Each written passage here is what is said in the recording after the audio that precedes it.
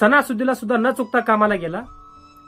म्हणून कुठल्या तरी पक्षाचा झेंडा दांडा हातात धरून नेत्याला खांद्यावरती बसवून मिरवण्यापेक्षा मतदानाच्या दिवशी योग्य त्या उमेदवाराची पडताळणी करूनच मतदान करा.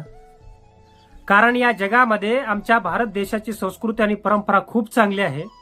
देवाधर्माला मानणारी लोकही तर राहतात, कर्माला घाबरणारी लोकही तर राहतात, परंतु गोरगरिबांच्या टाळूवरचं लोणी खाणारे पुढाऱ्यांची औलाद सुद्धा आमच्या देशामध्ये जास्त राहतात. हे पण लक्षात असू द्या. त्यांचं तरी काय चुकतंय म्हणावं, कारण लोक सुद्धा लबाड बोलणाऱ्यांनाच डोक्यावरती घेतात. खरं बोलून राजकारण आणि समाजकारण करायचं म्हटलं तर स्वतःचं घर जाळून कोळशाचा व्यापार करण्यासारखं आहे. झालं गेलं गंगेला मिळालं. परंतु इथून पुढच्या काळात तरी माझ्या नवतरुणांनो, पक्ष जात पात न बघता माणूस आणि माणसाची योग्य ती विचारधारा बघूनच त्याला प्राधान्य द्या आणि लोकशाहीला एक नवी दिशा द्या. जय हिंद, जय महाराष्ट्र.